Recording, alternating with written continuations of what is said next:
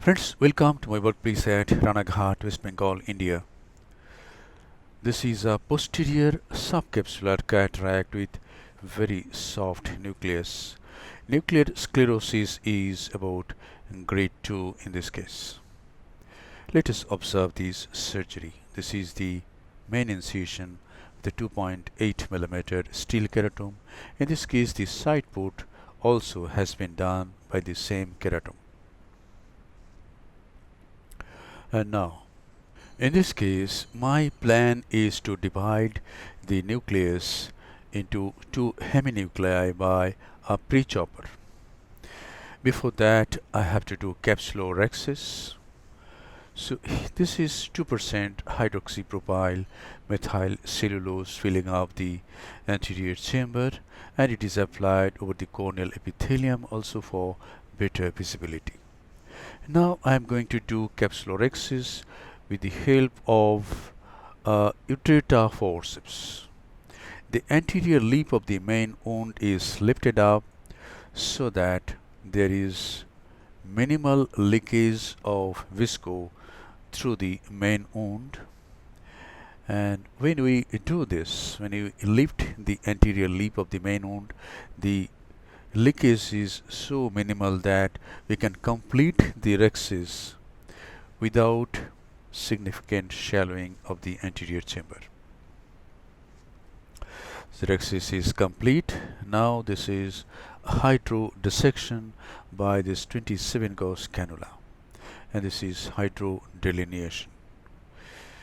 Hydrodelineation is good in such cases because the epinuclear shell protects the posterior capsule till the management of the nucleus gets completed. And now, as I told, I'm going to use a Prechopper in this case to divide this nucleus into two heminuclei. Here it goes. This is Dr. Sohel's Prechopper. Dr. Sohel is from Nanded, Maharashtra, India. So the nucleus has been divided into two heminuclei, and now I'm going to divide this heminucleus into two fragments. It is done. The other heminucleus, I leave it as such. Come out, inject visco again, and now I'm going to use the phaco machine to manage the nucleus. The phaco machine being used in this case is Oatly Cataracts 3 from Switzerland. And this is the easy tip of Oatly machine. It's a beautiful tool to manage cataracts. And I've gone bevel down, and my plan is to just engulf the two small pieces, rotate the nucleus few times, and now I'm going to catch hold of this small piece and emulsify it.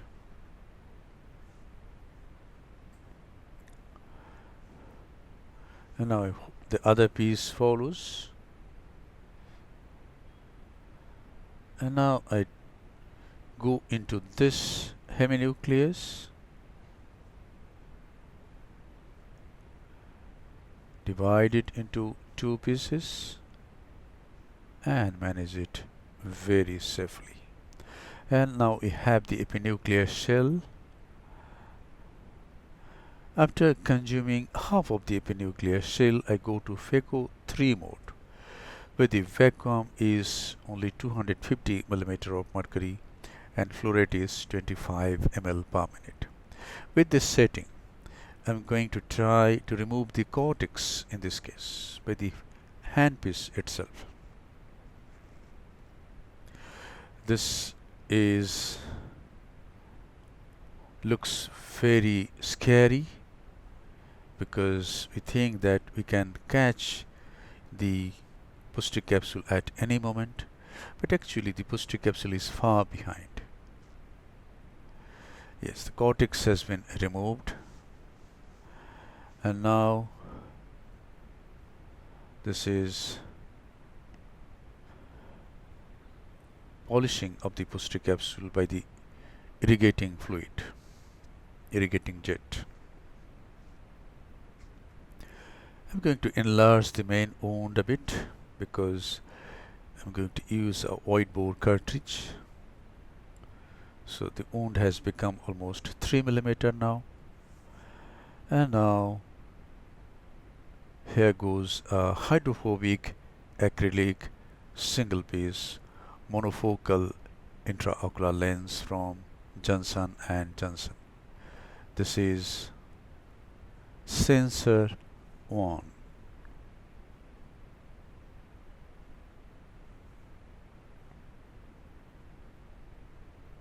Yes, the lens has gone into the capsular bag. Whatever visco was there in the lumen of the cartridge has come out by this time by the irrigating fluid.